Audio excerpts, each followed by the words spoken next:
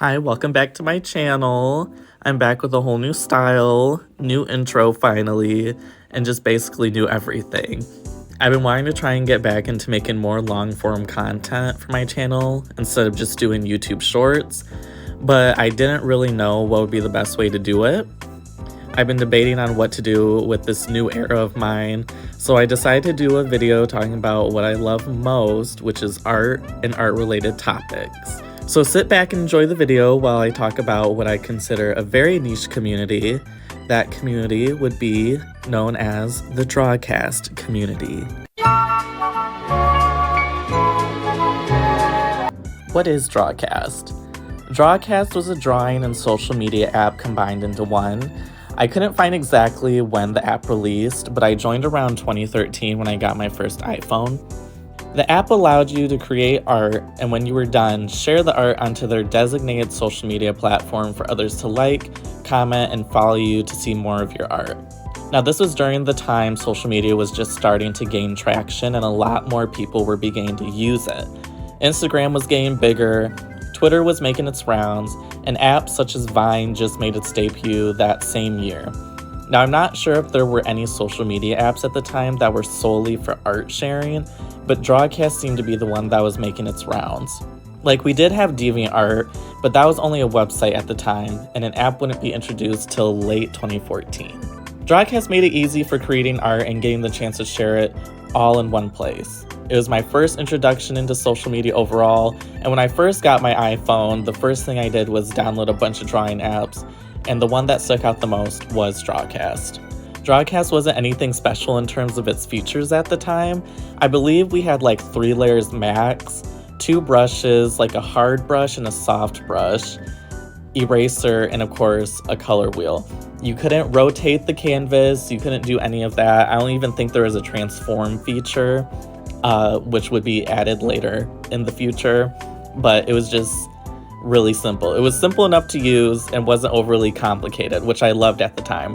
This was my gateway into digital art, especially since I didn't own a drawing tablet at the time. So any art I did was on this app, using just my finger. And because of it, I became accustomed to drawing on my phone, and I still do it to this day. Now, getting the general stuff out of the way, let's talk about the social media aspect of it. Drawcast social media was just as simple as the app itself. It was very basic in quality. To get to the social media part, you tap the world icon on your drawing file and it'd take you there instantly. When you got there, you'd be welcomed with a few options: new drawings, most popular drawings, notable new artists, categories, search option, as well as a finding users by their name option, and then your own newsfeed. As the years would go on, other options would be added, such as contests, voting for contests, and winners for contests. There was nothing super special about it. The layout never really changed throughout the years, which was kinda unfortunate. It kept the same plain white and gray and blue text. We would be promised a bunch of updates from the creator of the app, who I will be talking about later on. But those promises never became a reality, which I feel is a big reason the app ended up going under in the later years. Even though it was a basic social media app, I was able to connect with a bunch of amazing artists that I'm still in contact with today. We all grew up during the app's highs and lows. We got to see each other's art grow and improve, and we got to connect with each other on similar interests and our love for art. Some artists I followed on here went on to actually work in the animation industry, and some gained to work on anime. Cheesley, if I'm pronouncing that correctly, on Instagram, pretty much everywhere else, was a big artist on Drawcast, and she went on to go into Cal Arts, as well as gained to work with Disney, Marvel, and Warner Brothers, which is really cool. What I loved about this app was just how amazing it was bringing artists together. Even though it wasn't super big, I was able to make some really great long-term friends because of it. Now, unfortunately, the app no longer exists. It ended up shutting down, I believe, around 2021. I can't remember exactly, but probably around 2017, we started seeing a decline in traction compared to 2015 and 2016, where it was at its prime. Drawcast was at its prime around 2015 and 2016. There seemed to be a growth in users as the creator was updating the app with newer features.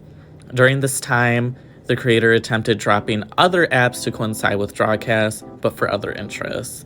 There were apps for photography and I believe writing, but those ultimately failed and were taken off the App Store immediately. I remember the photography one, it was called Photo Club, but I can't remember what the writing one could have potentially been called. But yeah, those apps are no longer, they didn't really last long. The only one that lasted was Framecast, which was geared towards animation.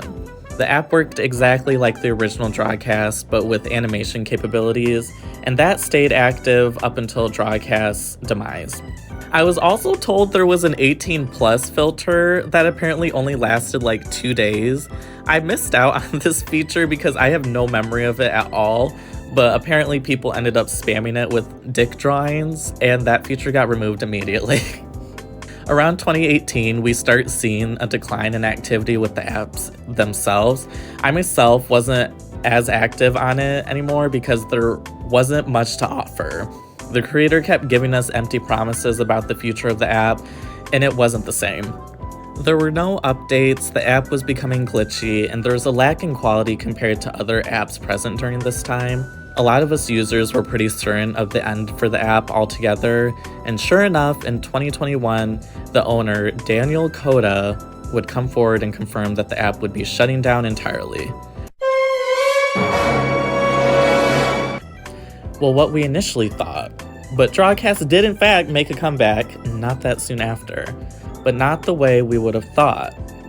Moving into the next section now, I feel is a good time to talk about the creator of the app itself, Daniel Coda. Daniel was known as the creator for the app. Throughout my time on there, he'd actively make posts about updates, news, and occasional contests. One of the contests he hosted was to have a winner's art featured on a billboard. Now, I didn't know if people's art actually did get featured on billboards, but after going through the old Twitter for Drawcast, it looks like they actually did. Everything seemed fine about Daniel. He seemed pretty straightforward about stuff until the later years of the app. Like I stated previously, we started getting a lot of open-ended promises for future updates. He hyped up a lot of stuff, one of which was a live streaming feature, and obviously that didn't happen. Certain features were stuck in development for years that ended up not happening, so everyone, including me, just accepted that they were never going to happen. There were also smaller odd instances that Daniel was a part of, and one of which was giving minors moderator titles when something that important should have been given to adults. Drawcast veteran and mutual Juxalotl on Instagram, you should check out their art, it's amazing, brought up that it was a team of 5 mods, and while I don't remember a whole lot about them, I do remember others being concerned that Daniel is giving minors this big of a role on an app. I also believe at the time some were abusing their power to the point Daniel had to step in himself. The app itself started to die down, and with it shutting down, you would have thought that was the end of it, but things took an unexpected turn.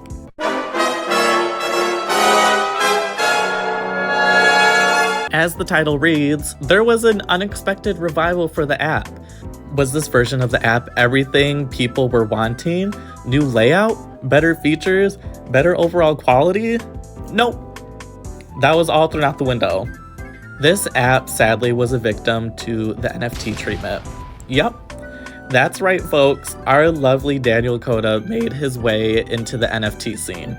Now, I'm not going to go on a rant about why NFTs suck and why they're not good because you can just look that up yourselves. But it's the fact that Daniel went this route and it was truly upsetting. The whole purpose of this app was creating art for the sole purpose of being turned into NFTs and to be sold. The complete opposite of what the original Drawcast was doing, completely going against us artists in the end.